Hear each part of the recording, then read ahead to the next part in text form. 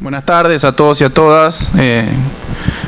Muchas gracias por la invitación, a Germán, a Patricio, por la presencia también de Candelaria. Quiero también aprovechar para saludar a la rectora de la Universidad, Flavia, una gran compañera, muy querida por todos nosotros. Esta mañana estuve con el gobernador y le comenté que iba a venir por la tarde, así que me mandó muchísimos saludos para todos ustedes acá, que bueno, como lo ha dicho él muchas veces, tiene una historia dentro de esta universidad porque fue docente, cosa que también tengo yo, lo he comentado algunas veces. No sabía, no me acordaba que había sido alumna mía en la cátedra de Porta, ¿no? En la cátedra de Porta en la UBA, pero bueno, acá yo también di con Porta y con Gustavo Lugones durante, no sé, algunos años, un curso de integración económica y Mercosur, si mal no recuerdo, creo que se llamaba así, 2004, 2005, por esa época, así que también me trae muchos buenos recuerdos. Buenos y malos también, porque se tarda un montón para llegar acá. Yo venía desde Quilmes en esa época, así que se tardaba y terminaba como a las 10 y llegaba a Quilmes como a las 12. Y ahora también, y por eso quería pedir disculpas, sé que estamos un poco demorados por culpa mía, porque ahora vine peor de La Plata, y había no sé qué, si un accidente o qué cosa, hubo que bajar de la autopista, ir por, bueno, estar 2 horas y pico desde La Plata, pero vale haber venido y me parece... para empezar con el tema que nos compete. Me parece un acierto escribir este libro en estos tiempos. Un acierto escribirlo siempre, un doble acierto, si querés, Germán, escribirlo en estos tiempos, porque básicamente, y como decía Candelaria, da muchísimas herramientas para el debate, para la discusión. Sobre todo respecto de alguien, hoy lo hablaba con algunos encuestadores con los que hablé hoy por la mañana, preguntándole, bueno, cómo había impactado los últimos sucesos de la política nacional sobre la figura de Milei. Y lo que me comentaba, por los números que manejaban, es que golpeó muy fuerte el tema de la criptomoneda, de la estafa con la criptomoneda. Pero la razón principal por la que golpeó muy fuerte lo de la criptomoneda no fue tanto que la gente lo considere un estafador, sino que lo considere un mal economista o alguien que hizo una mala recomendación en términos económicos, que de alguna forma es como justificó el gobierno que Milei se haya involucrado directamente en una estafa, no diciendo, sí, bueno, estaba entongado con eso, sino diciendo, bueno, no se dio cuenta que era una estafa, lo hizo sin saber, lo engañaron, le dijeron que era una cosa y que no era la otra, y justamente me comentaban que el principal impacto en la gente que le consultaban en las encuestas es darse cuenta que no era lo que él decía que era, un gran experto, un gran conocedor de la materia económica. Cosa que, creo que lo vas a compartir conmigo, Candelaria, cualquiera que estudió un poco de economía, no mucho, cualquiera que estudió un poco de economía, sobre todo los que, bueno, o tuvimos una carrera en materia de ciencias económicas y dimos clases y nos dedicamos mucho tiempo a la cuestión académica, nos damos cuenta a los 2 minutos, y además es muy fácil darse cuenta cuál es el marco teórico completo de Milei. Son, creo que, los primeros 3 o 4 capítulos de un libro de Microeconomía 1, que es la primera materia de economía que estudia cualquier economista, por lo menos en las carreras más estándar, no en esta, en las carreras más estándar. Pero creo que en un manual de 200 páginas de microeconomía, todo el bagaje conceptual y teórico que tiene Milei sobre la economía entra en las primeras 40 páginas y no se escapa de ahí, al punto de que el tipo ni siquiera puede argumentar en el 5.º capítulo, que sería la teoría del monopolio. Ya ahí el tipo ya se pierde. El tipo maneja unas categorías económicas de curva de oferta, curva de demanda, estructura de competencia perfecta. Como si el mundo funcionara en esos términos. Cuando cualquier persona, estudiante, ni siquiera muy avanzado de economía, sabe que una estructura de mercado de competencia perfecta es algo ideal en los términos no normativos, sino de producto de las ideas, que no existe en la realidad. Una estructura de mercado de competencia perfecta con todos sus supuestos, que hay infinitos proveedores de cualquier tipo de bien y servicio, que hay infinitos compradores de esos bienes y servicios, que los precios se determinan a través del libre juego de la oferta y la demanda, como si eso sucediera todo el tiempo y en todo momento en una economía capitalista, justamente porque hay un Estado que regula en muchos casos. Y hay otras instituciones, además del Estado, instituciones de la vida social, de la vida civil, por ejemplo, los sindicatos, que también participan de esa determinación de precios, de esa determinación de salarios, etcétera, etcétera, cosa que está muy reflejada a lo largo de este libro.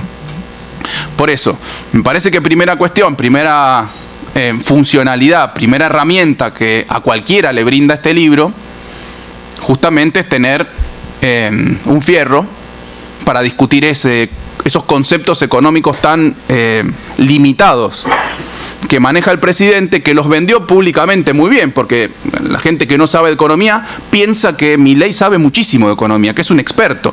De hecho, el tipo se hace llamar doctor, como si fuese doctor en economía, cuando no lo es. Y habla de unas categorías que en realidad nadie entiende muy bien cuando habla, de la concavidad de las curvas, habla de... Bueno, nadie sabe ni de lo que está hablando realmente. Y creo que es peor que para los que sí lo saben lo que está hablando, porque está hablando de cosas totalmente teóricas que no aplican a la realidad de ninguna forma, sino que son construcciones formales, matemáticas, que están diseñadas para explicar un fenómeno social, el cual no alcanza a explicar, obviamente, en su conjunto y en su magnitud. Por lo tanto, primera cuestión que quería marcar es esto. Este libro sirve mucho para dar ese debate, para mostrar lo poco que sabe un tipo como Milei y su equipo, Sturzenegger, probablemente el Toto Caputo, que no debe saber absolutamente nada de economía, sí mucho de timba financiera.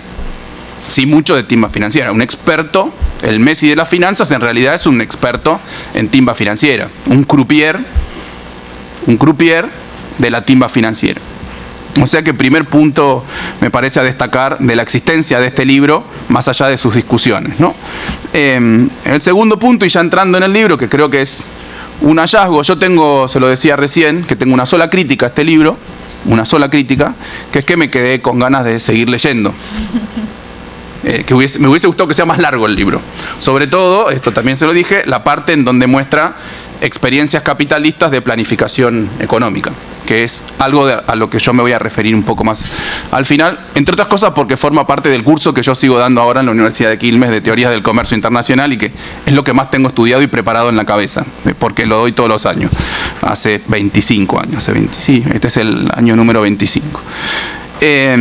Pero digo, primera cuestión o segunda cuestión que me parece muy positiva, a pesar de que sí es disruptiva y es provocativa, polarizar las ideas libertarias, anarcocapitalistas con la Unión Soviética. Me parece muy provocativo y me parece muy valiente porque seguramente van a ser las principales críticas que te van a llegar respecto de este libro. Y te van a decir, bueno, ¿por qué? Y está muy bien reflejado en el libro. ¿Por qué contraponer las ideas libertarias con un experimento que fue un fracaso? Porque para muchos la Unión de Repúblicas Socialistas Soviéticas fue un experimento fracasado. Y creo que eso es lo que está muy bien discutido en el libro. Que puede haber sido un experimento fracasado en los términos en que no pudo subsistir en el tiempo hasta nuestros días, pero que cuando uno se limita a analizar la cuestión de la planificación económica y sus resultados económicos y en las condiciones materiales de vida de la población de la Unión de Repúblicas Socialistas Soviéticas, comparando las condiciones miserables en que vivían los rusos antes de la revolución bolchevique y analizando las condiciones materiales de vida, me animo a decir, mucho más arriba del promedio de los países capitalistas hacia finales de la década de los 80, es muy difícil decir que eso fue un fracaso. Y si fue un fracaso, probablemente no haya sido, como bien lo refleja el libro, no por las condiciones económicas, no por las condiciones materiales de vida, sino por otro tipo de razones, más políticas, que tienen que ver más con bueno, después lo voy a decir, mi visión, no de experto, pero sí de haber estudiado varias de estas cuestiones, es una visión más tecnologicista.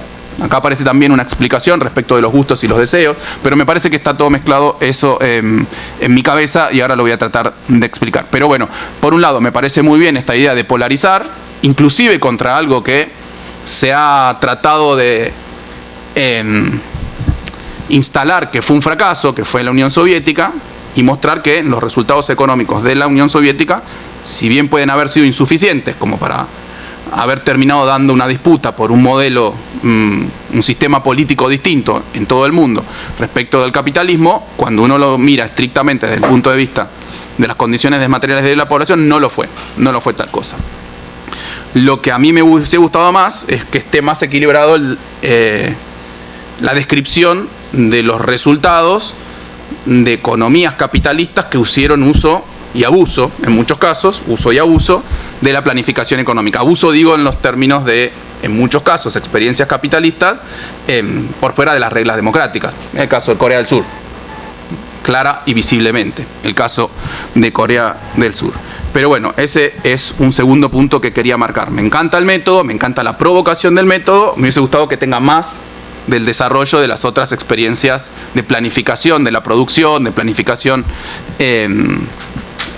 bueno, de regulación de los mercados, de intervención del Estado en la economía, en experiencias de tipo capitalistas. Que está puesto, está desequilibrado en términos de cantidad de páginas, por lo menos, para poner lo de la Unión Soviética respecto de los otros países. Ese es un punto. Después, algo que cuando lo leí me hizo reflexionar bastante, hay un subcapítulo o un apartado que lleva el título Planificación económica. No veo nada, perdón. Me voy a poner los lentes porque ya no me entiendo ni la letra propia, así que estamos mal. Planificación económica y Estado policíaco. Una relación, se pregunta, una relación necesaria, y esto tiene que ver cuando se está desarrollando el tema del... Atajándose de las críticas, pero no, pero me parece de traer ahora esa discusión. De traer ahora, hoy, de traer ayer esa discusión. De traer ayer en la Argentina esa discusión. ¿Quién es que necesita el Estado policíaco? ¿La planificación de la economía o el neoliberalismo? ¿En dónde se necesita el Estado policíaco? Yo me animo a decir, sin miedo a equivocarme, que el Estado policíaco lo necesita el neoliberalismo. Que son las políticas neoliberales las que necesitan de un Estado policíaco, porque como no le mejoran las condiciones de materiales de vida al grueso de la población, necesitan reprimirlas. Cuando hay una protesta, cuando hay un reclamo verdadero y genuino, como es el de los jubilados, como es el de un acuerdo, de estar en contra de un nuevo acuerdo contra el Fondo Monetario Internacional. Y de hecho también hay experiencias capitalistas en donde justamente hay un Estado policíaco que fue el que tuvo que participar para llevar adelante determinadas regulaciones estatales. Vuelvo con el caso de Corea del Sur. Vuelvo con una anécdota que le iba a dejar para el final, pero la adelanto ahora. Que me pasó, que fue en realidad una chicana que me vio obligado a llevar adelante en un reclamo. Yo en el año 2014 y 2015 fui secretario de Relaciones Económicas Internacionales. Época en la que Argentina había implementado un sistema de control de las importaciones que estaba por fuera de la normativa del OMC. Esto hoy lo puedo decir públicamente, total, hoy nadie respeta la normativa del OMC.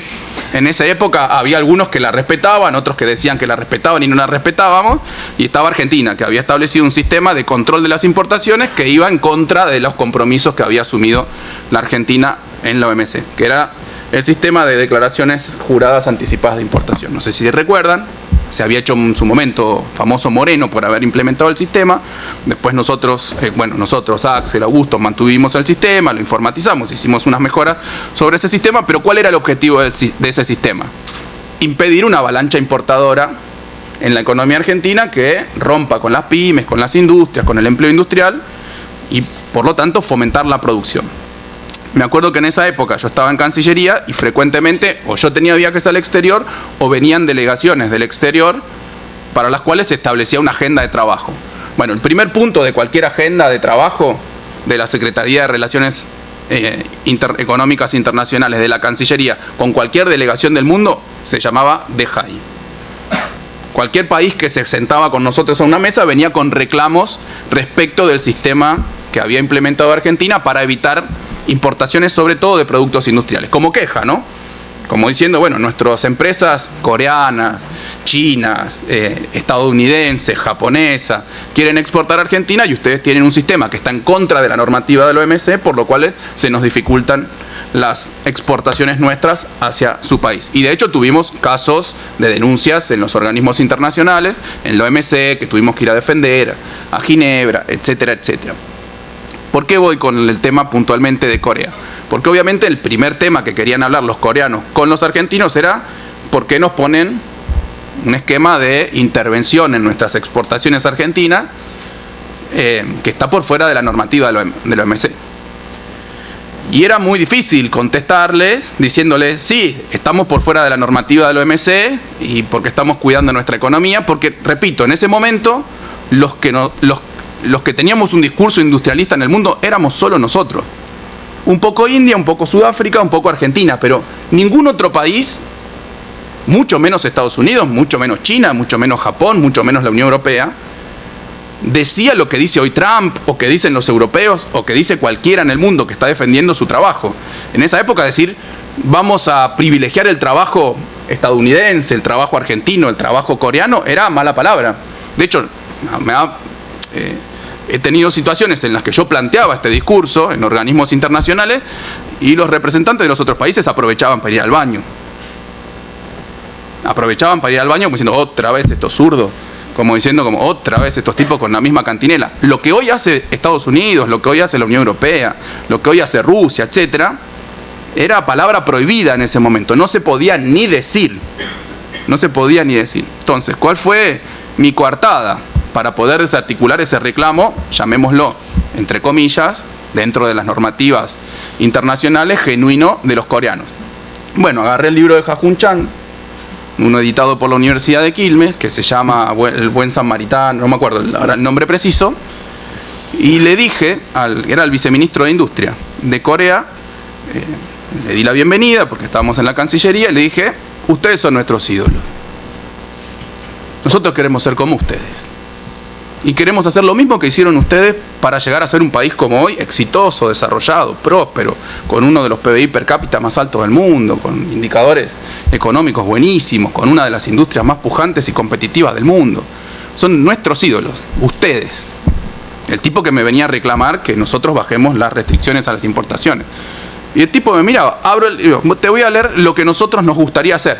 No, obviamente no lo podemos hacer porque hoy no lo permite la normativa internacional, pero te voy a leer lo que a nosotros nos gustaría hacer de lo que hicieron ustedes. Y te lo voy a leer de un autor coreano, no que lo inventamos nosotros, no sé qué. Ya tenía marcada la página, abro y le leo 2 páginas de resumen que había en ese libro, al comienzo, en la introducción, de cuáles habían sido todas las políticas que había establecido el Estado coreano para lograr el desarrollo y la industrialización de Corea, que iban desde poner aranceles a la importación, prohibiciones a la importación, de impedirle a su población que viaje al exterior, salvo que viajara por un tema de estudios y lo tenía que habilitar el Estado Nacional, de impedir que cualquier persona acceda a divisas internacionales, es decir, dólares, sino que estaba totalmente regulado eso, hasta meter preso a los empresarios que no cumplían las normativas nacionales. Y el tipo en ese momento se terminó la reunión, obviamente, ¿no? Terminó la reunión, porque el tipo ya no me podía reclamar y yo no le podía ni contestar después de decirle eso. Realmente, duró 15 minutos la reunión. Estaban todos los representantes de todos los ministerios, se terminó la reunión. Se terminó.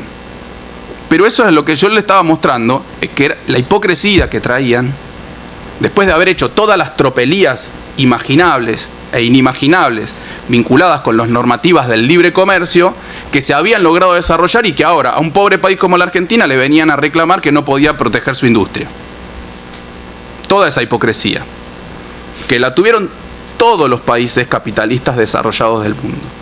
Porque por eso me parece muy provocativo lo que hace Germán de polarizar con el método de planificación centralizada de la Unión Soviética contra el método polarizado también de ausencia total que promueven pero que no cumplen de todas formas los libertarios, ausencia total del Estado, falta de intervención absoluta del Estado en la economía, polarizarlo de esa forma. Pero cuando uno va a analizar las experiencias de los países capitalistas exitosos, no estoy diciendo que hubo países capitalistas que utilizaron las herramientas de la planificación y bueno, les fue un poco bien y después fracasaron o desaparecieron como la Unión Soviética. No. Digo, y está reflejado en el libro, en el último capítulo, los países capitalistas más exitosos del mundo hace 300 años o 400 años, casi 400 años en algunos casos, lo que hicieron es planificar su crecimiento, planificar su industrialización, establecer una intervención muy fuerte del Estado en la economía, muy fuerte del Estado en la economía, con las particularidades de cada época. Y una vez que desarrollaron sus sectores industriales, claro, ahí se hacen librecambistas. Es lo que también este autor coreano, Chang, llama patear la escalera. ¿Cómo es el patear la escalera? Yo protejo mi economía, doy subsidios a la producción, pongo barreras a la importación, fomento mis exportaciones, una vez que me hago competitivo, impido que lo hagan los otros, trato de impedir que lo hagan los otros, de distintas formas, ¿no? A través del discurso, o a través de la manipulación política dentro de los organismos internacionales, para que se vayan prohibiendo todas esas herramientas. Yo quiero hacer un ejercicio muy simple que lo hago con mis alumnos de comercio internacional. Miren, autores que hablan de países capitalistas desarrollados, exitosos, que hablaban de las políticas de intervención del Estado, de planificación de la economía y de protección del trabajo local, de las industrias. Thomas Moon, 1664. 1664, un autor de los principales autores del sistema mercantil, que se conocen como los mercantilistas. Miren lo que decía este señor, en un país que todo el mundo cree que se desarrolló sobre la vía del libre comercio, como es Inglaterra, el Reino Unido. Está instalado que el Reino Unido tuvo un proceso, está instalado públicamente que el Reino Unido tuvo un proceso de desarrollo vinculado con la revolución industrial y con el libre comercio. Está muy bien reflejado en el libro que hasta en 1840 aproximadamente Inglaterra tuvo de los aranceles más altos que había en Europa a la importación de productos que no producía, obviamente. Pero miren, para ponerlo muy sencillo, las políticas de libre comercio que estableció el Reino Unido para desarrollar a su industria naval, su industria textil, su industria de manufacturas, etc. Subsidios a la producción y exportación de manufacturas, barreras y prohibiciones a la importación de manufacturas, prohibición a la exportación de materias primas para elaborarlas localmente, para que no se exporten el producto primario y se utilice como materia prima para la producción local. Fomento a la importación de materias primas no originarias, pero que servían de insumo para producir productos para la industria local y exportar. Monopolio comercial con las colonias. Fomento de la flota mercantil de bandera nacional. Prohibición de la producción de manufacturas en las colonias. O sea, Estados Unidos, una de las razones económicas por las que las 13 colonias originarias de América del Norte, que se transforman luego en los Estados Unidos, la razón económica por la que hacen eso es porque no las dejaban producir sus propias manufacturas. Solo tenían permitido producir materias primas para la exportación sin valor agregado. Estaba normado eso. O sea que de esto de libre comercio, muy poco. Y después les muestro una filmina a mis alumnos que es esta, que es el billete de $10, que tiene un señor que se llama Hamilton. La cara del billete de $10 es el señor Hamilton. Uno diría, bueno, Estados Unidos, otro país que se desarrolló sobre la base del libre comercio, ¿no? El país de la libertad, el país del libre comercio, ¿no? Y pongo la foto de Hamilton, podría poner cualquier otro dibujo, otra cara de Hamilton. Pongo la de $10 porque si al tipo le pusieron su cara en el billete de $10, no es un boludo, por decir. Es un padre de la patria, Hamilton.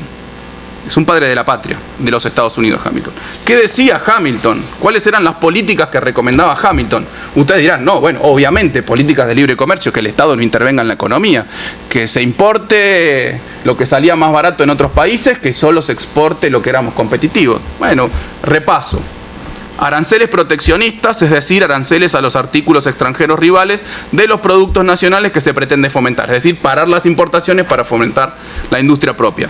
Prohibición de artículos rivales o aranceles equivalentes a una prohibición para los artículos importados. Veto a la exportación de materias primas necesarias para las manufacturas. De nuevo, si tenemos materias primas no son para venderlas como materia prima, sino para utilizarlas en la industrialización de los Estados Unidos y después eventualmente exportar productos manufacturados. Subsidios pecuniarios, mala palabra, ¿no? Hoy mala palabra, subsidios pecuniarios, premios, exención arancelaria a las materias primas que se necesitan para producir manufacturas. Bueno, 20.000 cosas. Todas cosas que demuestran que el desarrollo, y esto no es que solo lo dijo, esto lo dijo además. En 1791 pidió, él era secretario de Hacienda, como equivalente a ministro de Economía, en una sesión ante los representantes, los diputados de los Estados Unidos, en una sesión fue a explicar por qué Estados Unidos se tenía que industrializar. Fue a explicar, estas son las razones, las ventajas de la industrialización y estas son las medidas que vamos a proponer. Y se las aprobaron y se implementaron. Y Estados Unidos efectivamente se desarrolló como la principal potencia capitalista, probablemente hasta el día de hoy, que está en discusión ahora respecto de China. Pero bueno, en principio, Estados Unidos, un país que uno piensa que se desarrolló sobre la base del libre mercado, del libre comercio, intervención muy fuerte del Estado en la economía. Reino Unido, lo mismo. Inclusive Adam Smith falsea la historia, porque el que ya empieza a falsear la historia es Adam Smith. Adam Smith dice, bueno, los países no tienen que poner ningún tipo de barrera al comercio internacional, salvo 4 escenarios de excepción.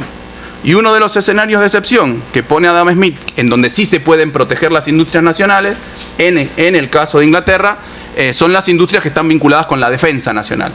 En ese caso particular decía la industria naval. La industria naval hay que protegerla y desarrollarla, tenemos que poder producir nuestros propios barcos, no por una cuestión económica, sino por una cuestión de defensa nacional. Dice, si es un desastre haberlo hecho. En términos, el Reino Unido ya lo había hecho, ya había desarrollado. De hecho, cuando escribe Smith, tenía la principal flota del mundo, el Reino Unido, que la había desarrollado sobre la base de la protección, no del libre comercio.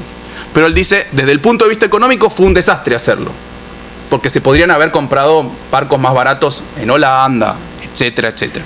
Ahora, desde el punto de vista de la defensa nacional, es una de las excepciones que yo me banco, dice Smith, a no cumplir la regla estricta del libre comercio. Estados Unidos, Reino Unido, Alemania, también otro de las, bueno, la potencia industrial todavía, hoy de Europa. Hay también un autor de la época, de mitad del siglo XIX, Friedrich List, ¿sí? Que desarrolló un libro muy interesante para discutir con los liberales, con Smith, con Ricardo, etcétera, sus predecesores, que se llamó el Sistema Nacional de Economía Política, en donde ¿qué recomienda? Y qué es lo que hace Alemania y después se transforma en una economía industrializada y próspera, un país que hasta mitad del siglo XIX era un país primarizado, ni siquiera era un país, eran distintos territorios que ni siquiera tenían el estatus de Estado nacional. ¿Qué es lo que recomienda List a los alemanes? Bueno, justamente, que protejan su mercado interno, que establezcan una unión aduanera con fronteras muy altas para evitar el ingreso de los productos extranjeros y ampliar el mercado interno para la industrialización nacional, etc. O sea que, y por último, ya de Corea ya hablé, Japón, ¿no? Japón con su famosa estrategia del vuelo de ganso. Nakamatsu es el ideólogo de esa estrategia del vuelo de ganso, que básicamente que de ese modelo se replicó después en toda, inclusive en China todavía, en todo el sudeste asiático. ¿Qué era el modelo de vuelo de ganso? Hay que ir desarrollando las industrias de a poco, de a una, haciéndolas competitivas, que empiecen a exportar y después cerrando el mercado para que se desarrolle otro eslabón. Y que esas industrias que nosotros desarrollamos los japoneses después se vayan a instalar a otro país de salario más bajo. Ahora, todo planificado, todo subsidiado, todo protegido. ¿Hasta qué momento? Hasta que esas industrias se hacían competitivas y podían no solo subsistir en el mercado local, sino también tener una política más agresiva de expansión, no solo de los productos a través de la exportación, sino de la instalación de las propias empresas de capital japonés en otros países, entre otras cosas para aprovechar peores condiciones de la mano de obra, es decir, más baratura de la mano de obra. O sea que acabo de repasar muy sencillamente los 4 países que cualquiera de ustedes, si le pregunto cuáles son los principales países capitalistas del mundo, me hubiesen dicho. Estados Unidos, Alemania, Japón y Reino Unido, y bueno, más modernos, Corea. No me quiero meter en China, porque me van a decir, no, bueno, pero China también es comunista. Más o menos, digamos, más o menos, ¿no? Sí está gobernada por el Partido Comunista Chino, pero la prosperidad y el proceso de industrialización acelerado de China fue cuando empezaron con las reformas, con todas las contradicciones que tiene ese proceso o con todas las virtudes que tiene ese proceso. Si uno lo mira desde ahora es con todas las virtudes más que con todas las contradicciones que tiene ese proceso. Pero no me voy a poner a defender al Partido Comunista Chino porque se sabe defender solo, creo. Así que por eso escogí para dar testimonio y apoyar la línea que trae el libro de Germán, elegí mostrar un poco esta contradicción, esta falsedad ideológica que se ha establecido sobre la historia de los países capitalistas desarrollados. No hay ningún país capitalista desarrollado que lo haya hecho sobre la base del libre comercio, que lo haya hecho sobre las cosas que dice Milei. E inclusive hoy, esa contradicción es cada vez más obvia y evidente. Los propios países en los que se alinea Milei, su política exterior, Estados Unidos e Israel, Estados Unidos e Israel, son países que desarrollaron sus sectores productivos, industriales, tecnológicos, no sobre la base del libre comercio, sino sobre la base del fomento del Estado, de la intervención del Estado. Inclusive al caso de que hoy Estados Unidos es el país del mundo que tiene el discurso más proteccionista e industrialista del mundo. La primera o segunda potencia del mundo, tal como, depende cómo uno la analice, hoy es el principal vocero del proteccionismo. Y Milei nos dice todo lo contrario, y aplica políticas que son exactamente todo lo contrario. O sea que no se sostiene desde ningún lado lo que dice Milei. No se sostiene ni desde la historia, no se sostiene desde el pasado, no se sostiene desde el presente, no se sostiene desde la teoría, no se sostiene desde la política. O sea que debe ser que nos está estafando Milei. Debe ser que nos está estafando Milei. Último comentario. Hacia el final del libro, también Germán, creo que muy acertadamente, hace una referencia a la Argentina. Hace una referencia a la Argentina.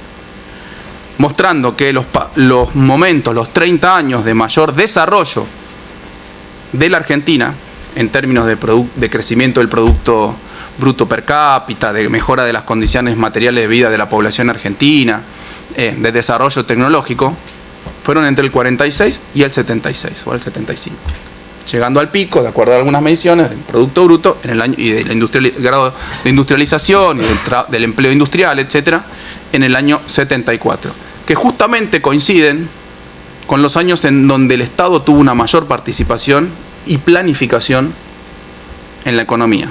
No fueron los años que añora Milei, antes de la democracia básicamente, que son los que añora, ¿no? Antes de la llegada del voto popular, esos son los años que añora Milei, no fueron los años más prósperos de la economía argentina. Ni siquiera en términos de crecimiento del Producto Bruto. Ni siquiera en términos de crecimiento del Producto Bruto. Fueron los años de la planificación, que empezaron con Perón y que acabaron con la dictadura cívico-militar y que empezó otra época. Empezó una época distinta. Y que justamente fue una época, salvo las excepciones del periodo kirchnerista, llamémoslo, una época de debacle, de desindustrialización, de reprimarización, de endeudamiento y fuga de la economía argentina. Esa es la historia. Eso está en los datos, eso está en los números. Y por eso este libro, en donde lo que plantea es discutir qué es mejor, el libre mercado, la no intervención o la planificación, obviamente que la historia muestra que es mejor la planificación, y en la Argentina la planificación se llama peronismo.